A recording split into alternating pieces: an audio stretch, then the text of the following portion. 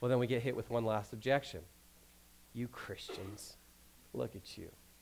You are a bunch of narrow-minded, bigoted, intolerant fundamentalists who think that Jesus is the only way. You're so intolerant. You are so narrow-minded. Okay, how do we respond to this one? Let me give you 3 responses to this one. I think the first response you can start off with is helping to point out that this is a logical fallacy. This is when the person attacks you rather than your argument. It's what we call an ad hominem, right? It's a sophisticated way to call you names. And so notice the person who calls you narrow-minded or intolerant or bigoted is not dealing with your argument. They're not dealing with your claim. They're dealing with you and your character. I remember working in a restaurant. I used to do waitering in fine dining a number of years ago. And I worked in this fine French restaurant. And there was this French guy who worked there. His name was Maurice. And Maurice and I just really connected. We just, got along really well. And so after we would kind of be done working in the restaurant, doing our cleanup, we would always sit down and we'd talk and chat. And he liked to talk politics, right? So we would get in a lot of political conversations. And I remember one night we were talking about the issue of abortion.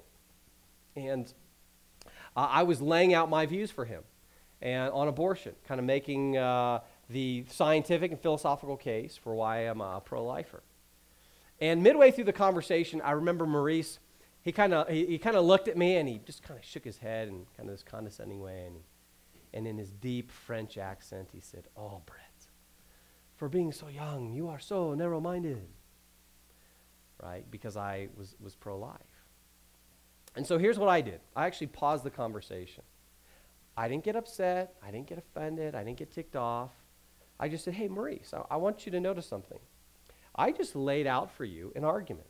I told you my position, my conclusion. I gave you some of the reasons why I believe what I believe. Now, I want you to notice, what was your response?" I said, "Maurice, you didn't deal with any of the evidence I presented. Instead, you just called me a name. You called me narrow-minded." So that's not a good way to argue. And I remember, and I was gentle, I was kind about it, I wasn't a jerk, And Maurice's response, he just kind of looked up at the ceiling, and you could see he's thinking about it. He'd probably never been called on something like this before, and he's thinking about it. And I remember he turned to me and he said, "Brett, you're right." And then he said, "I'm sorry." And he apologized because he realized that saying I was narrow-minded is simply a sophisticated way to call me a name. And he didn't deal with any of my reasons and my arguments. And I said, "Hey, no problem." I said, "Okay, now deal with my arguments." And we got back to the conversation. I brought it back to the issue, the arguments, what is true. And we went on to continue a great conversation. And so I think you can call people on that.